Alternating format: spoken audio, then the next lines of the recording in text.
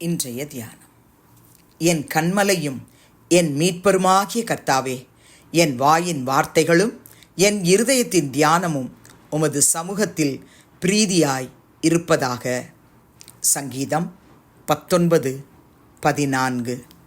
ஆண்டவரும் இரட்சகருமாகிய இயேசு கிறிஸ்துவின் நாமத்தினாலே இந்த காலை வேளையில் இன்றைய தியான நிகழ்ச்சியின் வாயிலாக உங்கள் ஒவ்வொருவரையும் சந்திப்பதில் நான் கிறிஸ்துவுக்குள் மிக்க மகிழ்ச்சி அடைகிறேன். பிரியமானவர்களே, தாவீது இந்த சங்கீதத்தில் என் கன்மலையும் என் மீட்பருமாகிய கர்த்தாவே என்று சொல்லி சொந்தம் பாராட்டி, என் வாயின் வார்த்தைகளும் என் இருதயத்தின் தியானமும் உங்கள் சமூகத்தில் பிரீதியாய் இருக்கணும் அப்படின்னு சொல்கிறார்.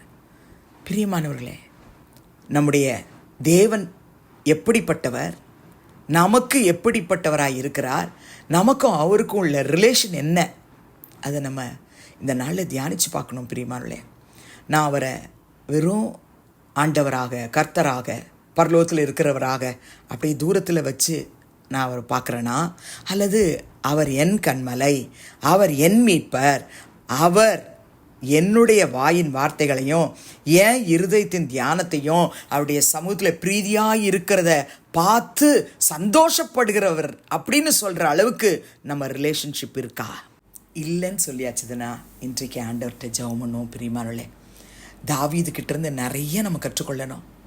தாவீது எந்த அளவுக்கு கர்த்தரை நேசிச்சார்னு சொன்னால், என் கன்மலை என் மீட்பருமாகிய கர்த்தர், என் வாயின் வார்த்தைகளும் என் இருதயத்தின் தியானமும் அவருடைய சமூகத்தில் பிரீதியாக இருக்கத்தக்கதாய் என்னை வழி நடத்தணும்னு சொல்லி அவர் விரும்பினார். நாமும் அதை விரும்புவோம். 5ஆம் சங்கீதம் 1-2 வசனத்திலும் தாவீது எழுதுகிறார், கர்த்தாவே என் வார்த்தைகளுக்கு செவி கொடும், என் தியானத்தை கவனியும். நான் உம்மிடத்தில் விண்ணப்பம் பண்ணுவேன். என் ராஜாவே, என் தேவனே, என் வேண்டுதலின் சத்தத்தை கேட்டருளும். நம்முடைய ஜெபம் தாவீதை போல இருக்கணும்னு சொல்லி தியானம் பண்ணிட்டு இருக்கோம். என் வார்த்தைகளுக்கு செவி கொடுங்க கர்த்தாவே, என் தியானத்தை கவனிங்க கர்த்தாவே, நான் உம்மிடத்தில் விண்ணப்பம் பண்ணுகிறேன். அவர் விண்ணப்பம் பண்ணுவேன்னு சொல்றாரு, நம்ம விண்ணப்பம் பண்ணுகிறேன். என் ராஜாவே, என் தேவனே, என் வேண்டுதலின் சத்தத்தை கேட்டருளும்னு நாமும் ஜெபிக்கும் பொழுது அந்த ராஜா நம்ம சத்தத்தை கேட்பார். பிரியமானவர்களே, 51ஆம் சங்கீதம் 15ஆம் வசனத்திலே தாவீது எழுதுகிறார், ஆண்டவரே என் உதடுகளை திறந்தருளும், அப்பொழுது என் வாய் உம்முடைய புகழை அறிவிக்கும்.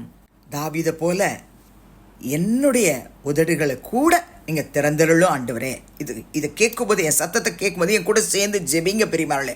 அப்பொழுது என் வாய் உம்முடைய புகழை அறிவிக்கும். உங்கள் புகழை நான் அறிவிக்காம ஒவ்வொரு நாளும் நான் நித்திரைக்கு போகக்கூடாது ஆண்டவரே. என் கூட வேலை செய்கிறவங்க, என் கூட படிக்கிறவங்க, நான் சந்திக்கிறவங்க எல்லார்கிட்டையும் உங்கள் புகழை நான் அறிவிக்கணும். அதுக்கு என் உதட திறந்துடலும், என் வாயை திறந்துடலும். பரிசுத்தமான கர்த்தருடைய நாமத்தை நம்ம புகழணும். பிரியமானவர்களே, 66ஆம் சங்கீதம் 18-20 வரைக்கும் உள்ள வசனத்தில் சங்கீதக்காரன் எழுதுகிறார், என் இருதயத்தில் அக்கிரம சிந்தை கொண்டிருந்தேன், ஆனால் ஆண்டவர் எனக்கு செவி கொடார். மெய்யாய் தேவன் எனக்கு செவி கொடுத்தார். என் ஜெபத்தின் சத்தத்தை கேட்டார். என் ஜெபத்தை தள்ளாமலும் தமது கிருபையை என்னை விட்டு விலக்காமலும் இருந்த தேவனுக்கு ஸ்தோத்திரம் உண்டாவதாக என்று எழுதுகிறார். நம்ம இருதயத்தில் அக்கிரம சிந்தை இருக்கா? இன்னைக்கு ஏசப்பா, இந்த சிந்தையை நீங்கள் பரிசுத்தப்படுத்திடுங்க, உங்கள் ரத்தத்தால் கழுவுங்க. நான் அக்கிரம சிந்தையோடு கூட நான் பல வருஷமாக ஜெபம் பண்ணதுனால தான் என் ஜெபத்துக்கு நீங்கள் செவி கொடுக்கலை. இன்னைக்கு இந்த வசனத்தின்படி எல்லா அக்கிரம சிந்தையையும் என்னை விட்டு அகற்றும், எனக்கு நீங்கள் செவி கொடுங்க. அப்போ நம்மளால் சொல்ல முடியும் சங்கீதக்காரனை போல, மெய்யாய் தேவன் எனக்கு செவி கொடுத்தார். என் ஜெபத்தின் சத்தத்தை கேட்டார். என் ஜெபத்தை தள்ளாமலும் தமது கிருபை என்னை விட்டு விலக்காமலும் இருந்த தேவனுக்கு ஸ்தோத்திரம் உண்டாவதாக. சங்கீதக்காரனை போல நம்மளாலையும் கர்த்தருக்கு ஸ்தோத்திரம் பண்ண முடியும் இல்லையா? பிரியமானவர்களே, இந்த நாளில் அப்போஸ்தலனாகிய பவுல் எபிரேயருக்கு எழுதின நிருபம் 13ஆம் அதிகாரம் 15ஆம் வசனத்தில் எழுதும் பொழுது கூட, ஆகையால் அவருடைய நாமத்தை துதிக்கும் உதடுகளின் கனியாகிய ஸ்தோத்திர பலியை அவர் மூலமாய் எப்பொழுது தேவனுக்கு செலுத்த கடவோம். இயேசு கிறிஸ்து மூலமாய் பிதாவாகிய தேவனுக்கு நாம செலுத்த வேண்டும். உதடுகளின் கனியாகிய ஸ்தோத்திர பலியை நாம செலுத்தணும். பிரியமானவர்களே, இந்த நாளில் ஆண்டவரே எங்களுக்கு அந்த கிருபையை தாங்க நம்ம செபிக்க போகிறோம். உதடுகளின் கனியாகிய ஸ்தோத்திர பலியை.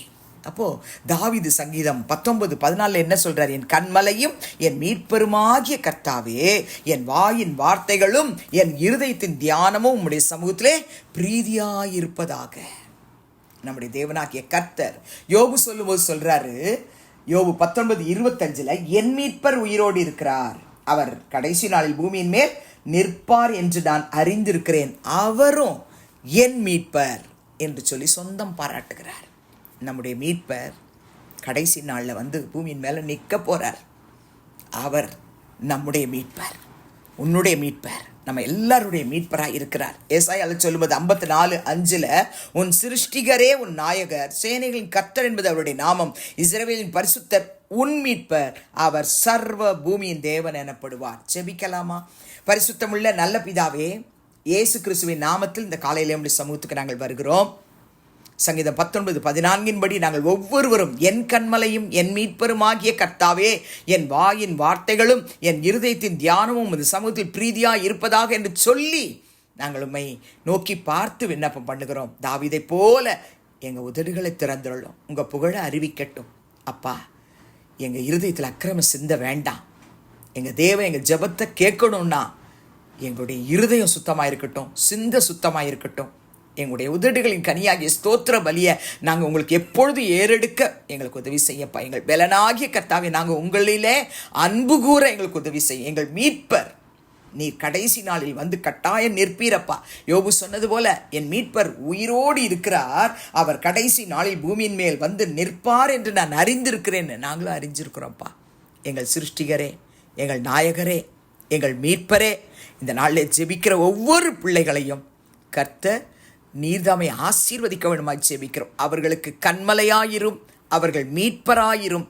அந்த சங்கீதம் 19:14 பின்பகுதியை ஒவ்வொருவர் வாழ்க்கையிலும் நிறைவேற்றும். இயேசுவின் நாமத்தில் பிதாவே, ஆமென். கிறிஸ்துவுக்குள் பிரியமானவர்களே, இந்த நாளிலே கர்த்தர் தாமே உங்களோடு கூட இருப்பாராக, உங்களை ஆசீர்வதிப்பாராக, உங்களை நடத்துவாராக. ஆமென்.